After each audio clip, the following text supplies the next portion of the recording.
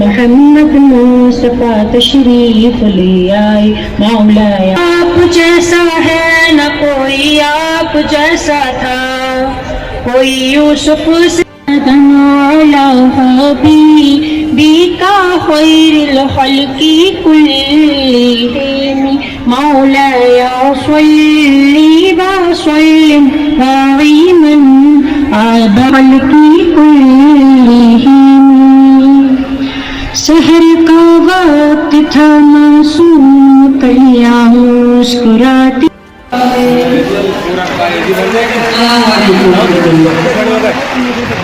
Candle बनाना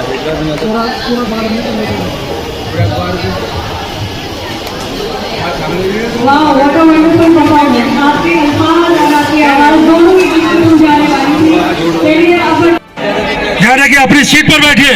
ये बीच में कैसे खड़े हो जाते हैं? बैठिए अपनी सीट पर।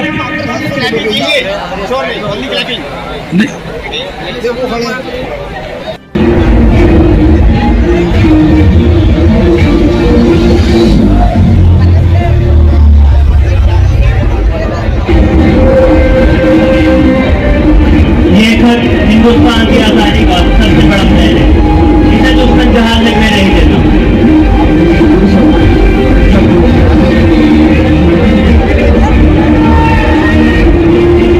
याद रहे, ये खत किसी के साथ देने के चाहिए।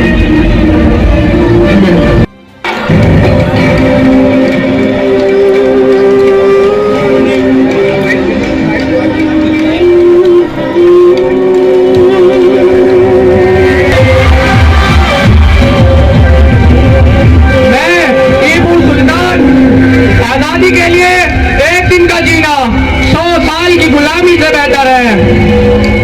के लिए लड़ना इबादत का सबसे बुलंद मकाम है। जो कौम अपनी आजादी की कदर नहीं करती वो कभी इज्जत से जिंदा नहीं रह सकती। हमें अपने मुल्क के लिए और मेरी हुकूमत को नहीं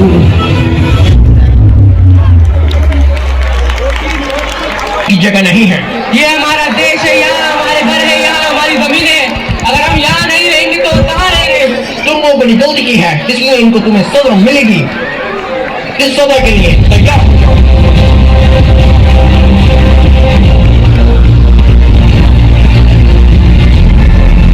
ये राज मेरे पास रहेगा। तुम्हारी आजादी का सपना कभी पूरा नहीं होगा।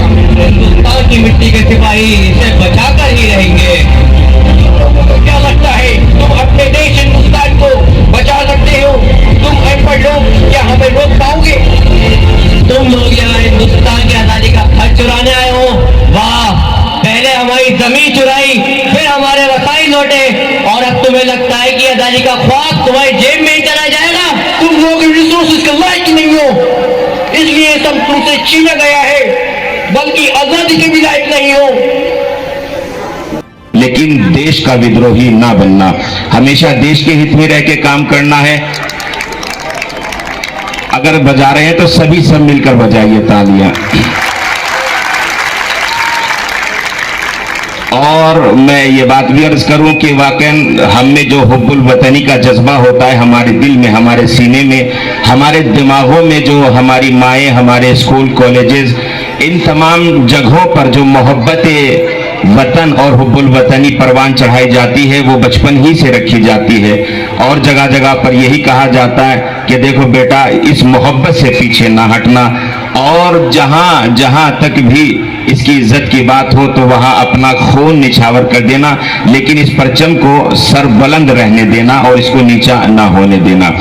हमारी इस मुल्क से मोहब्बत की दलील ये भी है कि हम मर जाते हैं तो इसी मिट्टी का पेवंद बनते हैं, इसी जमीन का पेवंद बनते हैं कि जहां पर हम पैदा हुए हैं। लिहाजा हम मरकर भी यही रहेंगे, हम जिंदा हैं तो यही हैं, और हम हमेशा इस परचम को, इस ध्वज को सलाम करते रहेंगे कि 15 अगस्त 1947 में हमारा देश आजाद हुआ, और जब से ये हमारा तिरंगा लहराकर मुल्क की इज्जत का ऐलान कर रहा है, और इंशाअल्लाह ऐसे ही जब तक हम रहेंगे ये हमारा परचम इसी तरीके से इज्जत और वकार और शान और शौकत के साथ ये लहराता रहेगा।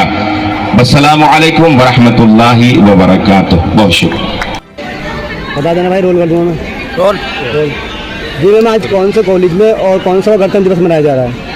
आज हमारे यहाँ ये हैविट मुस्लिम इंटर कॉलेज मौलाना आज़ाद और हैविट मुस्लिम इंटर कॉलेज का इंग्लिश मीडियम सेक्शन हम सब मिलकर यहाँ पर कंबाइंड अपना गणतंत्र दिवस मना रहे हैं और हमारा सभी भारतवासियों को संदेश देना है कि जो एकता में अनेकता है। हमारे ये तीनों सेक्शन जो हैं इन्होंने बढ़ चढ़कर इसमें हिस्सा लिया है। मैम, कितने बच्चों ने इसमें प्रतिभाग किया है? इसमें 60 बच्चों ने प्रतिभाग किया। कौन से कार्यक्रम किए जा रहे हैं आपके? हमारे यहाँ सभी तरीके के, क्योंकि हमारा देश जो है वो एक ऐसा देश है जहाँ पर बहुत सारे संप्रदाय रहते हैं, तो हमने उसको दर्शाने की कोशिश की है कि हमारा हर संप्रदाय का कुछ ना कुछ ऐसा है आज़ादी में भी तैयारी है, जिससे हमारे देश जो है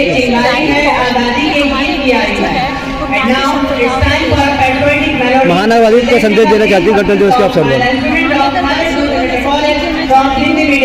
बहुत ही हमारे लिए हमारा ये गणतंत्र दिवस हमें इसको जोश से मनाना चाहिए और अपने आने वाली पीढ़ी को संदेश देना है कि जो कुर्बानियाँ हमसे जिन लोगों ने कुर्बानियाँ देकर इस देश को संवारा है, खड़ा किया है, आगे आपको इसको संवारना है। हमारे यहाँ जो भी उपलब्धियाँ हुई हैं, हमारा देश आगे बढ़ा है, साइंस के क्षेत्र में किया, तकनीकी क्षेत्र में किया, स्पोर्ट्स में किया, एजुकेशन में किया। तो जब इतनी उपलब्धियाँ हो चुकी हैं तो हमारे बच्चों को बहुत आगे आना है, एजुकेशन को अपना राइट हैंड बनाना है और एजुकेशन में इतनी ज़्यादा आगे बढ़ना है तो फिर हमारे देश की तरक्की को कोई नहीं रोक सकता। धन्यवाद मैम। भैया तैयब साहब जो है आपके कार्यक्रम के बारे में क्या कहना चाहेंगे, क्योंकि दोनों कॉलेजों का प्रोग्राम चल रहा है, क्या कहना चाहेंगे? मेरा नाम तैयब हुसैन है। ये प्रोग्राम जो है हमारा 26 जनवरी को लेकर ज्वाइंट कॉलेजों का गर्ल्स और लड़कों के कॉलेज का ज्वाइंट कराया गया है, पहली बार हुआ है और सब देशभक्ति में कार्यक्रमों का आयोजन मैनेजमेंट ने कराया गया है। मैं इसमें मौलाना गर्ल्स इंटर कॉलेज में डायरेक्टर हूँ और पुलिस सब इंस्पेक्टर से भी आदेश का रिटायर होकर आया हूँ और माननीय डीजी महोदय के आदेश से नैतिक अवसर पर वर्दी पहनेंगे सलामी में शरीक हुआ हूँ। हमारे जो बहुत छात्र है टैलेंटेड है और उम्मीद करते हैं कि और ज़्यादा तवज्जो दी जा रही है और पढ़ाई का स्तर ऊंचा किया जा रहा है और रिजल्ट भी अच्छा है और अच्छी तादाद में बच्चे हमारे आ रहे हैं। कार्यक्रम में मुख्य अतिथि हमारे मैनेजर साहब हैं और वो रिटायर्ड बिल्कुल बेग साहब हैं और मौजूद मेहमान काफी लोग हैं।